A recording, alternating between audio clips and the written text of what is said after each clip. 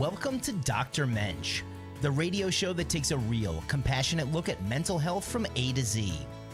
Join child and adolescent psychiatrist Dr. Gil Lichtshein each week as we explore topics that matter: autism, ADHD, anxiety, depression, OCD, schizophrenia, behavioral challenges, neurodevelopmental disorders, and more. No stigma, no judgment. Just honest conversations, new therapies, breakthrough treatments, and real solutions for real people. Mental health is not a weakness. It's a treatable medical condition, and help is available. Join the conversation now by calling the studio at 888-994-4995, Studio A.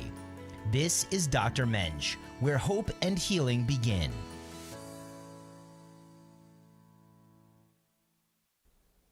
Good evening, everybody. My name is Dr. Gil Lichtshein, a.k.a. Dr. Mensch, kind of my alter ego. I'm a board-certified child, adolescent, and adult psychiatrist. My office where I practice is in Boca Raton at 7100 West Camino Real, Suite 404. My phone number is 561-300-4052. My show generally talks about different topics in mental health, but today we're going to veer a little bit and talk about my alter ego, Dr. Mensch. And the name Mensch is a Yiddish/German word which means kind of like a good person, with good moral character and values.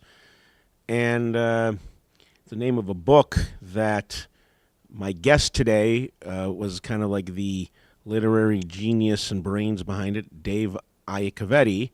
And so today we're going to talk a little bit about the book, Dr. Mensch, Prescription of Evil, and also talk a little bit about Dave and a little bit of his background and how he got into becoming a noted author. So we're going to get Dave on the phone, and while we're working on the audio technology of getting him connected, we're going to take a brief commercial break, and we'll be back momentarily. What happens when the mind of a healer crosses over into the darkness of the human soul? From authors David Iacovetti, Dr. Gil Lichtshein, and Yolanda De Luca comes a chilling psychological thriller, Dr. Mensch, A Prescription for Evil. This gripping novel follows a respected Boca Raton psychiatrist who secretly descends into madness, transforming into a modern-day king of the underworld. Inspired by true events and Dr. Gil's childhood connection to a mob family, this story blurs the line between sanity and evil, genius and destruction. Unforgettable, disturbing, impossible to put down. Get your copy today on Amazon.com. Dr. Mensch, A Prescription for Evil, a 2020 psychological crime thriller. You're listening to Dr. Mensch with child and adolescent psychiatrist Dr. Gil Lichtshein. For a copy of his powerful new book, Dr. Mensch's Prescription for Evil, visit Amazon.com. For more information or to schedule a consultation, contact Dr. Gil directly at 561-300-4052 or visit docgil.com. Now, let's get back to the show. Welcome back, everybody, to Dr. Mensch, hosted by Dr. Gil Lichtshein. That's me. And like I said before the commercial break, we have a special guest today, Dave Iacovetti, who's the literary brains behind the book, Dr. Mensch, Prescription for Evil. And so I think we may have him connected. Dave, are you there? Oh, hello. So. Hey, how you doing? I'm great. I might not be all here, but I'm definitely here. Yeah, Dave lives locally and was hoping that he could actually physically come, but he had some car issues, and even though Hollywood isn't so far away, but when you're having car problems, it could be like on the other side of the planet. So I wanted to start by Right. Dave, tell me a little bit about yourself, a little bit of your background and how you got into writing. Okay. Yeah, so I grew up in Miami. We came here when I was 6 years old. My first memories of Miami are seeing my Italian grandma, my father's mother, stirring a pot of sauce in Flores Pizza on 79th in Biscayne. And that's my first memory of Miami, but I've lived through it all ever since. So that was 1970. So we went through the 80s, the 90s, the 2000s, and it seems to getting more wilder than I thought it was back then. What was your childhood like? With your father was a pretty known individual. What was that like Yeah. growing up in that type of environment? Well, Gil, it's funny. I'm not going to say that it was perfect by any means, because if you show me something perfect on this planet, I'll show you something there's something wrong with. Right? It's not meant for perfection here. But it was as damn close as you can get looking back now. I am so grateful to my mother, my father, the United States of America for being here. But it was so, as you well know, different then. Not compared to today, where there's more questions than there are answers. But my dad had, for those that don't know, he had been one of Carlo Gambino's right-hand men when the underworld kind of started. He was there when the Gambino family was actually the Anastasia family, and he fell on the wrong side of that little up-and-coming family because his mentor was a guy named Johnny Ravalato, and he was a hitman with Murder Inc. He was close to Albert Anastasia, who was the boss of the Anastasia family at this time. And there was rumblings. A lot of people didn't like the way Anastasia was doing things. And Carlo was coming up, and the next thing you know, Anastasia was assassinated. And unfortunately, one of his loyalists was my dad's mentor. And he almost wound up, he owned several funeral parlors, Gil, and he also owned restaurants and nightclubs. He was also a loan shark. So he took my dad, he saw him playing, running crap games in Harlem on the street, and he took him under his wing and had him driving the hearse to go pick up the big money. So wow. They didn't even have to get out of the hearse. They'd come out and give him the money before, they even got out of the car. But it was crazy. So he got sent to Miami to do things for the Gambino family many years later in the 60s and 70s and so forth.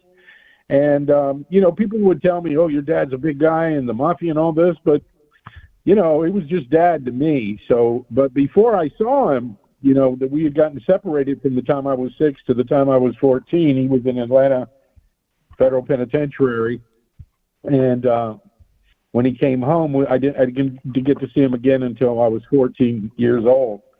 But it was looking back as an adult, Gil, that I really can appreciate the childhood that I had. And my grandfather, Freddie, his father, he was there and showed me how to make pizza and fold pizza boxes. And, it was fascinating. I feel so blessed that I had that life. But, it does make you tough. You do become an adult real quick in a lot of ways.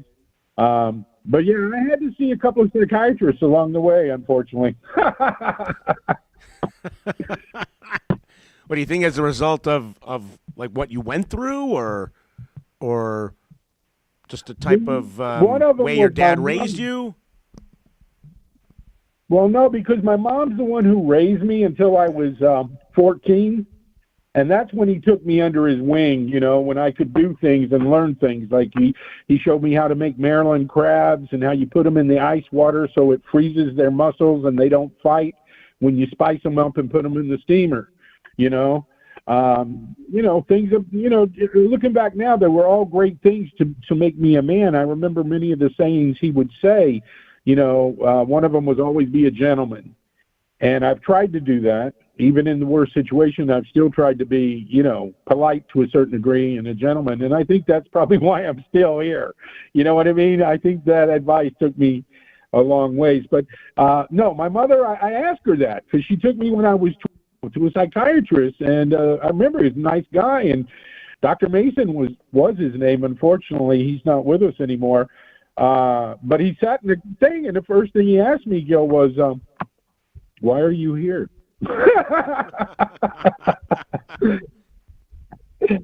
And I was like, well, you tell me, man, what's up? And then he told my mom there ain't nothing wrong with him. And that's when I was like 12. But when I was 14, I impersonated an IRS agent. And because I've been reading books about my dad. This was before he'd just come home, actually. He'd just come home. But before he came home, I was reading all these things that his buddies would do. A guy named Vincent Teresa wrote a book called Vinny Teresa's Mafia. And he was like the first Henry Hill, the one to really go government witness. And I think he died in the witness protection program. I think something happened to him. I don't remember exactly what happened. But anyway, his books were really interesting. And I would skip school and go read those books in the library. And then I started imitating some of them. And one of them was, and I was a big kid, is pretending to be an IRS agent. And it started making me a lot of money. So I kept doing it. I couldn't believe it. I'm like, are you serious? I came home with the first $2,000 bills. The little lady was so nice. I put her in the taxi. She handed me the money. And in my bedroom, because my mom knew nothing about it, but in my bedroom I had a ceiling fan. And I walked in, and I was like I said, 14, and I threw the money in the air, Gil, and it went flying all in the air. And my 8-year-old sister came in the door. And she goes, "I'm telling Mom." So I yanked her in the door, and I said, "Listen, hey, I'm going to take you down to the street, get you some ice cream, keep your mouth shut." She goes, "No, I want $100 bills." So she became my partner. And, dude, I was off to the races. They put together a whole task force to find this ring of fraudsters. They had Miami-Dade, FBI, Social Security. They flew in agents from Virginia and Atlanta, and it was quite a thing. They were very disappointed when they found that it was a 14-year-old kid that was behind it. And the crazy deal, 2 detectives came up to me while I was in the jailhouse down there, and they go, "Hey, kid, next time call me. My name is Gonzalez," or whatever their name was. And he goes, "This won't happen." And I'm like, "Yeah, right. I'm going to do a crime, and I'm going to call up a cop and tell him I'm doing it." "Sure, buddy." So Was your dad proud of you? Oh, he was furious because he goes, he just came home after a 10-year bid, Gil, in Atlanta federal pen. That's no small thing. Luckily, he got set up really good. He was a time master or something where he sent guys out on jobs, and all he had to do was sit and write hours and drink coffee for most of that time. But it was still prison, it was still hard. So, no, and he had just got home, literally like a month or two. But I had been doing it for a while before they caught me. That's why they put a task force together, because I never hurt anybody. I just said, "Hey, you owe back taxes. I'm here to collect it. Meet me at the bank," and they paid it, and I racked up, I don't know, 10, 20 grand, something like that, before they caught me. Wait, so they created a task force to go after a 14-year-old garbone like you? Yeah, they were very upset about it when they figured it out. It was just me. But the last victim, if you want to call her that, nobody got hurt, and eventually, and I had to pay all the money back. So, damn, you got to give them the money back. back. A fiction. Yeah, the money they knew about. But anyway, she was a fiction writer, and she didn't buy it for a minute. She called the Miami Beach police, and then they called the task force guys, and they were waiting, because what I would do is dress up in a suit. And all this is in the Miami Herald. If you look up December 28th, I believe it was 1978, right in there, give or take a day, it talks about it. So it was on the front page of the Miami Herald. Edna Buchanan, she's a famous, I think she won the Pulitzer or something, was a writer for the paper. She came to my mom and asked for a picture of me to put in the paper, and my mom slammed the door in her face. And then she said, before that, though, is he related to the Dave Iacovetti? And my mother said, maybe. There's a lot of Iacovettis. And then she asked for the picture. But no, my dad said, "Son, are you out of your mind?" He goes, "People are calling me from all over the country saying, 'Hey, Dave, a chip off the old block.'" He goes, Do you know what they would have done to me if I just happened to be driving down Collins Avenue and saw you walking with your briefcase and said, 'Son, get in the car. Let me give you a ride home.'" Because I didn't live with him. I lived with my mother. He goes, "They would have crucified me," and he had nothing to do with it. And that's when I started realizing how serious crime actually doing that shit was, and I grew up quick, Bill. I can imagine you grew up quick. How did you get into writing? Because I know you were doing Silent Partners with Ciro DiPaggio and other projects. Well, I've always been a writer. I used to write songs in the beginning, back in the 80s, as well as fiction stuff. You know, I had a story. I had seen E.T., and when E.T. came out, I was, again, 14 or somewhere in that area, 13, and it really motivated me to write. And I did. I wrote some really great stuff. I wish I still had what I wrote as a kid. I had a book where the world was divided between day and night, and in the middle of the equator was frozen, and that was another world, and, you know, that kind of thing. But then as I grew older and I started realizing a lot of the stuff that I was living, especially when it came to my dad and my mother and their histories and the people they knew, Frank Sinatra, Sammy Davis, then I wanted to tell their stories. And so me and Ciro DiPaggio, before he went on vacation for about 15 years, were going to do a movie. And I had written the script for that, which I'm going to release later as a book, which will really be kind of like a Goodfellas kind of movie, you know. But we were going to do that movie before he went in, and then he was gone so long it never happened. But when he came out, he did one similar, and he called it Mob King. And I helped him with that. I got a cameo in there. But at that time, I said, you know what? I'm going to put the book out, because this was just an idea. There was no HBO deal on the table or anything. He goes, you know, and it's going to take a while. He goes, but, you know, you're my partner in it. I was like, great.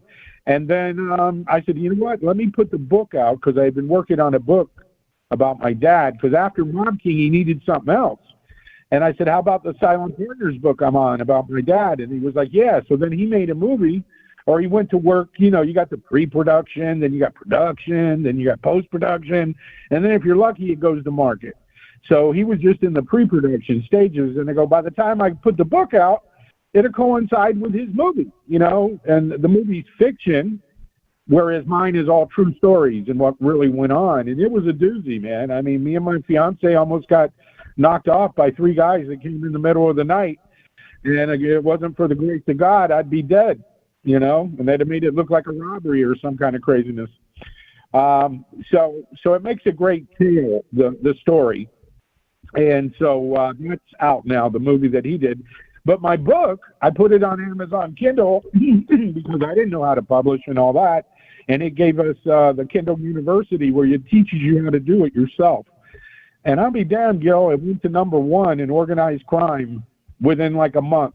Mine and Pablo Escobar's son's book, he wrote one about his father, a biography, and we were both neck and neck for #1. Of course, he beat me out eventually, but I was there, man. I was there for a good minute. And then after that, I got this contact from these guys from New York who knew some guys from New York, and that was you and Adam. And they go, hey, you did okay with that book with your dad. How about writing one for us? We got an idea. Let's work together. And then Dr. Mensch was born. Yes.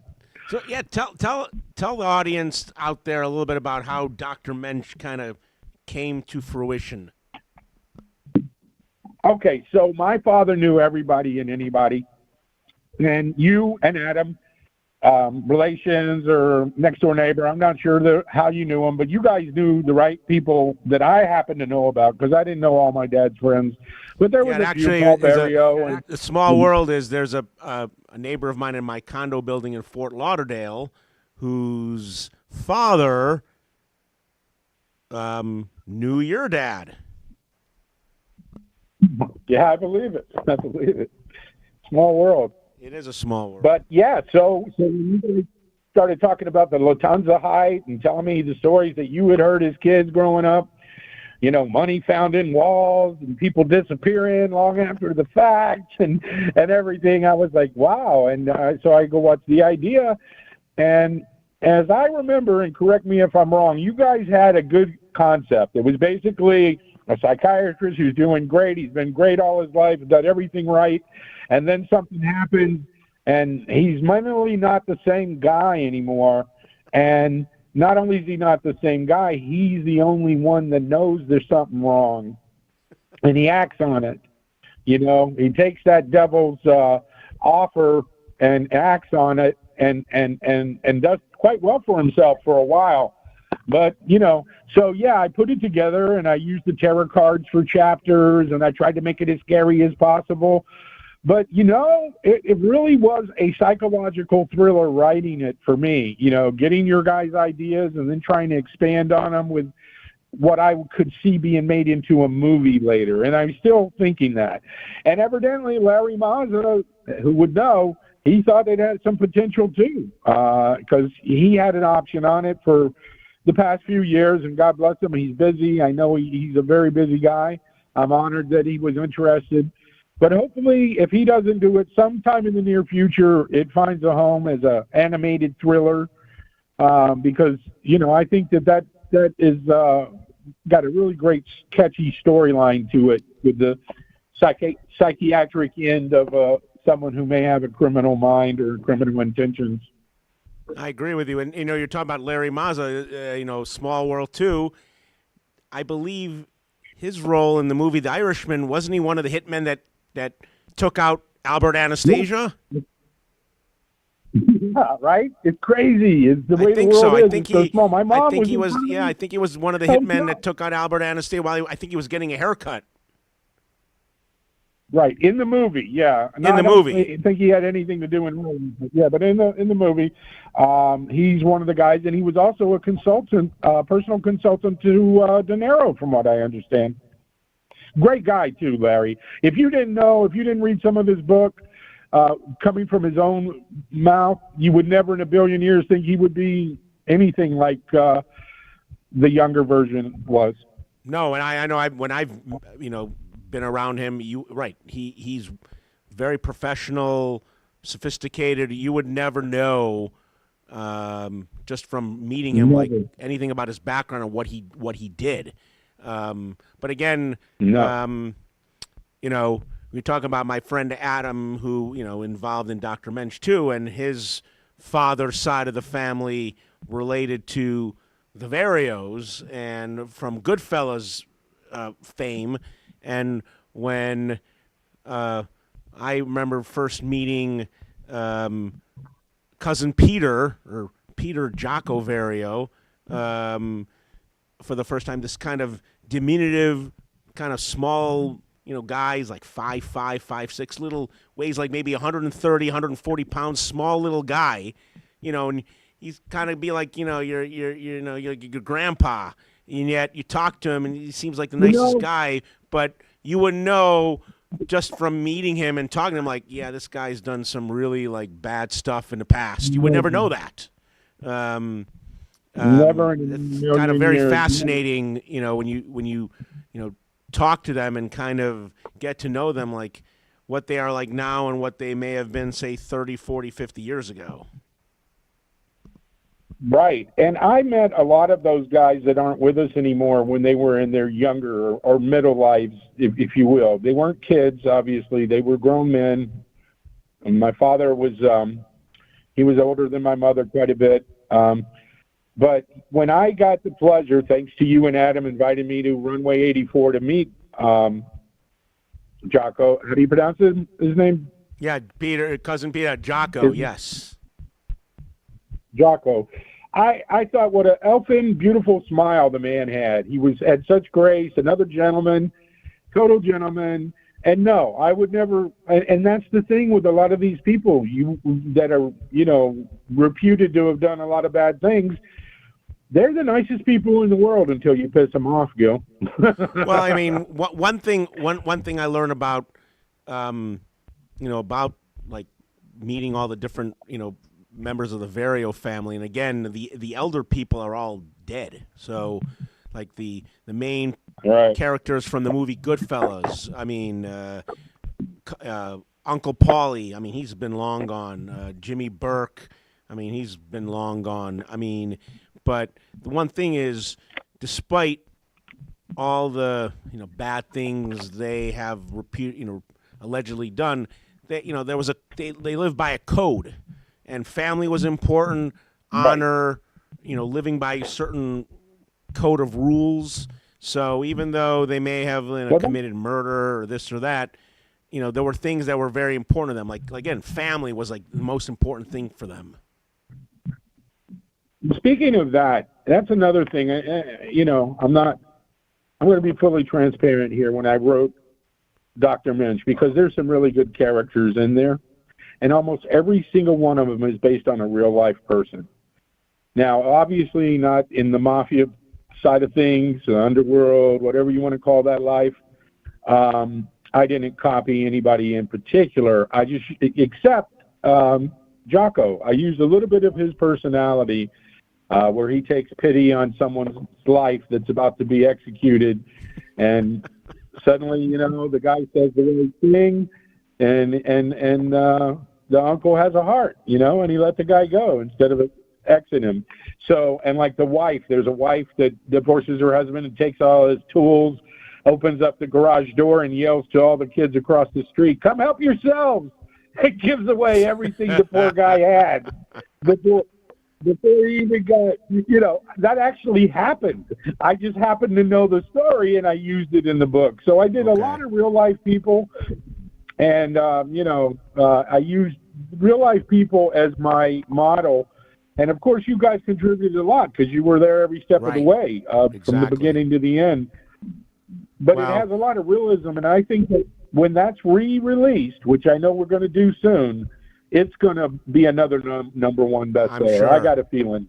Well, Adam and I are grateful that, we were able to partner with you and use your skills and talents and in creating a great book. And honor. It was an honor for me. Honor for me to work with you guys, Gil. I really appreciate our honor, too. The confidence. And I greatly appreciate you coming onto the show and really telling a little bit about yourself, and really appreciate it. And good to speak to you. One day I'm going to sit down with same here. Okay, one day absolutely. I'm going to sit down with you off the day. You got it. We're going to tell me what you think about me, my personality in that book. Okay. What you really think. You got it. All right. Well, I want to appreciate you taking time out to talk with me today on my show. And again, today's show is a little bit kind of different from the standard, but again, this is promoting the book Dr. Mensch, A Prescription of Evil. This is Dr. Gil Lichtshein, board-certified child and adolescent psychiatrist, and I want to wish everybody a pleasant evening until next time. Thank you. Thank you for joining us for Dr. Mensch with Dr. Gil Lichtshein, helping you navigate the world of mental health with clarity and care. If you or someone you love needs support, you're not alone. Treatment works and recovery is possible. To schedule a consultation or discuss non-medication therapies, personalized treatment plans, or psychiatric care, contact Dr. Gil directly at 561-300-4052 or visit docgil.com. You can catch us each week on South Florida Oldies Radio and streaming across all social platforms. Until next time.